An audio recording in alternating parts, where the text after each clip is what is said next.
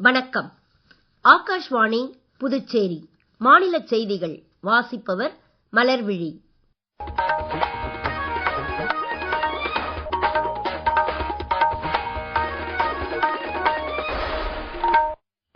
தலைப்புச் செய்திகள்.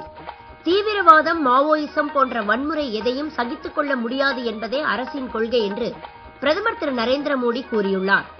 தீவிரவாதிகள் மீதான இந்தியாவின் தாக்குதலை பாகிஸ்தான் மீதான தாக்குதல் போல் அந்நாடு சித்தரிப்பதாக மத்திய உள்துறை அமைச்சர் திரு அமித் ஷா கூறியுள்ளார்.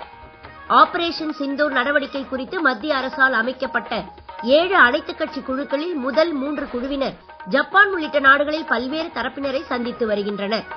புதுச்சேரியில் குரும்பாபேட் பால் பண்ணை வளாகத்தில் 20,000 லிட்டர் உற்பத்தி திறனுடன் பான்லே ஐஸ்கிரீம் உற்பத்தி கூடம் நிறுவும் பணிகளுக்கு இன்று முதலமைச்சர் திரு ரங்கசாமி அடிக்கல் நாட்டினார். இனி விரிவான செய்திகள். தீவிரவாதம், மாவோயிசம் ஆகிய வன்முறை எதையும் சகித்துக் கொள்ள முடியாது என்பதே அரசின் கொள்கை என்று பிரதமர் திரு நரேந்திர மோடி கூறியுள்ளார். இன்று புதுடெல்லியில் எழுச்சிமிகு வடகிழக்கு மாநிலங்களுக்கான முதலீட்டாளர் உச்சி மாநாட்டை தொடக்கி வைத்து பேசுகையில் அவர் இவ்வாறு கூறினார். பிரதமரின் உரை குறித்து கூடுதல் விவரங்கள். இந்தியா முன்னேற வடகிழக்கு பிராந்தியத்தின் வளர்ச்சி அவசியம் என்பதால் வாய்ப்புகளின் கேந்திரமாக மேம்பட்டு வரும் வடகிழக்கு மாநிலங்கள் மீது முதலீட்டாளர்கள் முக்கிய கவனம் செலுத்த வேண்டும் என பிரதமர் தமது உரையில் கேட்டுக் கொண்டார். முன்பு தொலைதூர எல்லை பிராந்தியமாக கருதப்பட்ட வடகிழக்கு மாநிலங்கள் தற்போது வளர்ச்சியில் முன்னிலை வகிப்பதாகவும், குறிப்பாக எரிசக்தி, செமிகண்டக்டர் உள்ளிட்ட துறைகளுக்கான முக்கிய முதலீட்டு மையமாக இப்பிராந்தியம் மேம்பட்டு வருவதாகவும் அவர் தெரிவித்தார். மூங்கில், தேயிலை, பெட்ரோலியம் உள்ளிட்ட துறைகளின் பெயராகவே திகழும் வடகிழக்கு மாநிலங்களில் சுற்றுலாத்துறையின் வளர்ச்சிக்கும் அதிக வாய்ப்புகள் இருப்பதாக அவர் சுட்டிக்காட்டினார். வடகிழக்கு பிராந்தியத்தில் போக்குவரத்து தொடர்புகளை மேம்படுத்த அரசு பல்லாயிரம் கோடி ரூபாய் முதலீடு செய்திருப்பதாகவும், கடந்த 10 ஆண்டுகளில் இப்பகுதியில் 11,000 கிலோமீட்டர் சாலைகளும், புதிய ரயில் பாதைகள் மற்றும் நீர்வழி பாதைகளும் அமைக்கப்பட்டு விமான நிலையங்களின் எண்ணிக்கை இரட்டிப்பாக்கப்பட்டுள்ளதாகவும் பிரதமர் கூறினார். 1600 கிலோமீட்டர் நீளத்திற்கு வடகிழக்கு எரிவாயு கட்டமைப்பு நிறுவப்பட்டுள்ளதால் தொழில்துறையினருக்கு தடையின்றி எரிசக்தி கிடைக்க ஏதுவாகும் என்றும் அவர் தெரிவித்தார். 8 வடகிழக்கு மாநிலங்களின் வாய்ப்புகளை உலகிற்கு எடுத்துக் கூறும் வகையில் அண்மையில் புதுடெல்லி பாரத் மண்டபத்தில் அஷ்டலட்சுமி மகோத்சவம் நடத்தப்பட்டதையும் பிரதமர் சுட்டிக்காட்டினார். வடகிழக்கு மாநிலங்களின் வளர்ச்சிக்கான மத்திய அமைச்சர் திரு ஜோதிராதித்ய சிந்தியா உள்ளிட்டோர் வடகிழக்கு முதலீட்டாளர் உச்சி மாநாட்டின் தொடக்க விழாவில் கலந்து கொண்டனர். பல்வேறு துறைகளைச் சேர்ந்த முதலீட்டாளர்கள் மற்றும் கொள்கை வகுப்பாளர்களை ஒரே குடையின் கீழ் கொண்டு வரும் வகையில் மத்திய அரசு இந்த 2 நாள் மாநாட்டிற்கு ஏற்பாடு செய்துள்ளது. தீவிரவாதிகள் மீதான இந்தியாவின் தாக்குதலை பாகிஸ்தான் மீதான தாக்குதல் போல் அந்நாடு சித்தரிப்பதாக மத்திய உள்துறை அமைச்சர் திரு அமித் ஷா கூறியுள்ளார். தீவிரவாதத்தை பாகிஸ்தான் ஆதரிப்பதற்கு இதுவே சான்றாகும் என்று அவர் இன்று புதுடெல்லியில் எல்லை பாதுகாப்பு படையினருக்கான விருது வழங்கும் விழாவில் பேசுகையில் கூறினார். பாகிஸ்தான் ராணுவம் இந்தியாவின் சிவிலியன் மற்றும் ராணுவ நிலைகளை தாக்க முயன்ற போது இந்திய ராணுவம் வலுவாக பதிலடி கொடுத்து பாகிஸ்தானிய விமான தளங்களை தாக்கியதன் மூலம் தனது திறன்களை நிரூபித்திருப்பதாக அவர் தெரிவித்தார். பகல்காம் தீவிரவாத தாக்குதலுக்கு இந்தியா கொடுத்த பதிலடிதான் ஆபரேஷன் சிந்தூர் நடவடிக்கை என்றும், இந்திய படைகளின் துணிச்சலை தற்போது உலகமே பாராட்டுவதாகவும் மத்திய உள்துறை அமைச்சர் குறிப்பிட்டார். ஆபரேஷன் சிந்தூர் நடவடிக்கையின் வெற்றிக்கு அரசின் வலுவான மன உறுதியும், சரியான உளவு தகவல் மற்றும் பாதுகாப்பு படைகளின் திறன்களுமே காரணம் என்று அவர் மேலும் கூறினார். ஆபரேஷன் சிந்தூர் நடவடிக்கை பற்றிய இந்தியாவின் தூதரக புறவீச்சு முயற்சிகளின் கீழ் அரசால் அமைக்கப்பட்டுள்ள 7 அனைத்துக் கட்சி பிரதிநிதி குழுக்களில் திமுக நாடாளுமன்ற உறுப்பினர் திருமதி கனிமொழி தலைமையிலான 3வது குழுவினர் 5 நாடுகள் பயணத்தின் முதல் கட்டமாக தற்போது ரஷ்யா சென்றுள்ளனர். மாஸ்கோவில் ரஷ்ய தலைவர்களை சந்தித்து தீவிரவாதம் பற்றிய இந்தியாவின் நிலைகளை எடுத்துக் கூறிய பின்னர் ஸ்பெயின், கிரீஸ், ஸ்லோவீனியா, லட்வியா ஆகிய நாடுகளுக்கும் இவர்கள் செல்கின்றனர். இதற்கிடையே ஜேடியு நாடாளுமன்ற உறுப்பினர் திரு சஞ்சய் ஜா தலைமையிலான அனைத்துக் கட்சி பிரிவினர் இன்று டோக்கியோவில் ஜப்பானிய தலைவர்களை சந்தித்து இந்தியாவின் நிலைப்பாடுகளை எடுத்துக் கூறினர். பிரேசில், ஆஸ்திரேலியா, கொலம்பியா உள்ளிட்ட நாடுகளின் தூதர்களையும் டோக்கியோவில் இவர்கள் சந்தித்தனர். சிவசேனா எம்பி டாக்டர் ஸ்ரீகாந்த் ஷிண்டே தலைமையிலான அனைத்துக் கட்சி குழுவினர் இன்று அபுதாபியில் இதே போன்ற நடவடிக்கைகளில் ஈடுபட்டுள்ளனர். மத்திய அரசால் அமைக்கப்பட்டுள்ள 7 அனைத்துக் கட்சி குழுக்களில் எஞ்சியுள்ள குழுக்கள் வரவிருக்கும் நாட்களில் பல்வேறு நாடுகளுக்கு பயணம் மேற்கொள்ளும். நீங்கள் கேட்டுக்கொண்டிருப்பது மாநில செய்திகள்.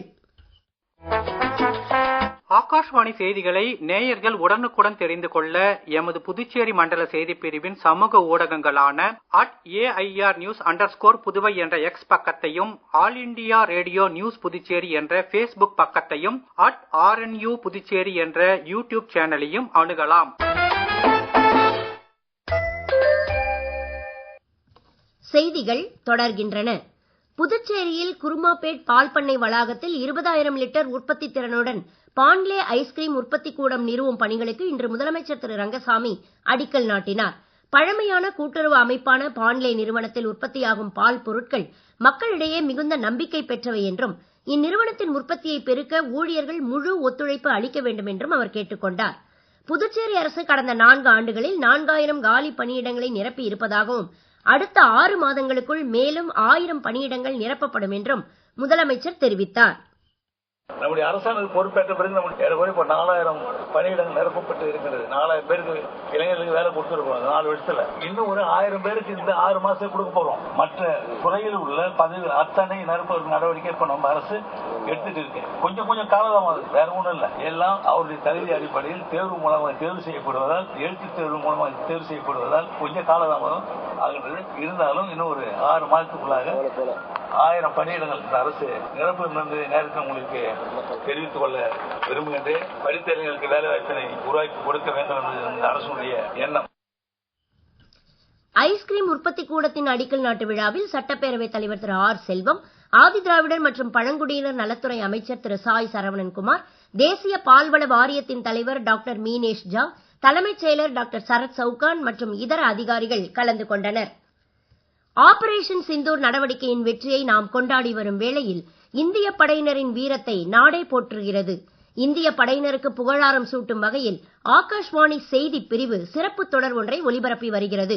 அந்த வரிசையில் 1971ஆம் ஆண்டு இந்தோ பாகிஸ்தான் போரின் போது நாட்டிற்காக உயிர் தியாகம் செய்து பரம்வீர் சக்ரா விருது பெற்ற செகண்ட் லெப்டினன்ட் அருண் கேத்தர்பால் குறித்து ஒரு தொகுப்பு.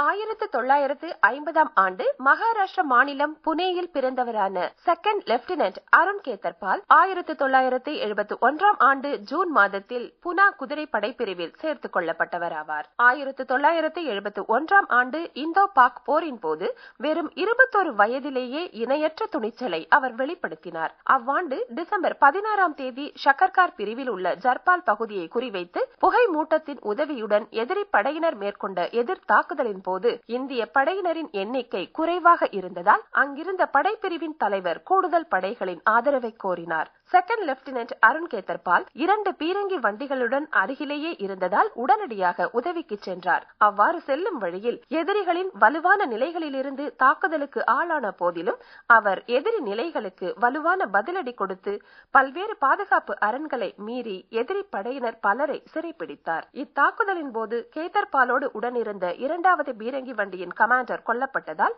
அவர் தனித்து விடப்பட்டார். அதன் பின்னரும் கேத்தர்பால் தனியொரு ஆளாகவே கடைசி வரை போராடி எதிரிகளின் அனைத்து நிலைகளையும் அழித்து அகற்றினார். தொடர்ந்து உதவி கோரிய இந்திய படையினரின் நிலைக்கு அவர் விரைந்து அங்கும் எதிரிகளின் பீரங்கி வண்டி ஒன்றை தாக்கி அழித்தார். எதிரி படையினர் மேலும் பல பீரங்கி வண்டிகளுடன் மீண்டும் தாக்கிய போது இந்திய படையினர் எதிரிகளின் 10 பீரங்கி வண்டிகளை தாக்கி அழித்தனர். இதில் 4 பீரங்கி வண்டிகளை கேத்தர்பால் மட்டுமே தாக்கி அழித்தார். கேத்தர்பாலின் பீரங்கி வண்டி எதிரி படைகளால் சுடப்பட்டு வெடித்து தீப்பற்றிய நிலையிலும் அவர் தாக்குதலை நிறுத்தாமல் தொடர்ந்து போராடிய நிலையில் பீரங்கி வண்டி மீண்டும் தாக்கப்பட்டதில் அவர் உயிர் தியாகம் செய்ய நேரிட்டது.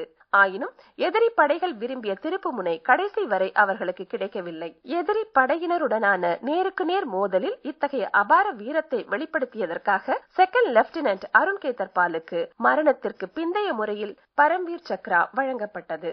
அவரது துணிச்சலுக்கு நாடு தலை வணங்குகிறது.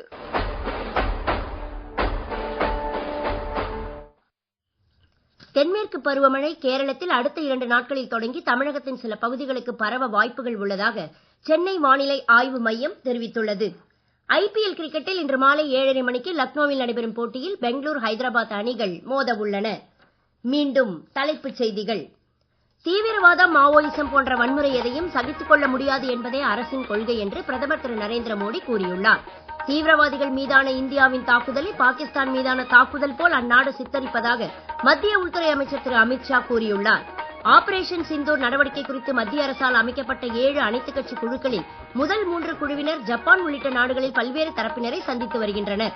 புதுச்சேரியில் குருமாப்பேட் பால் பண்ணை வளாகத்தில் 20,000 லிட்டர் உற்பத்தி திறனுடன் பாண்லே ஐஸ்கிரீம் உற்பத்தி கூடம் நிறுவும் பணிகளுக்கு இன்று முதலமைச்சர் திரு ரங்கசாமி அடிக்கல் நாட்டினார்.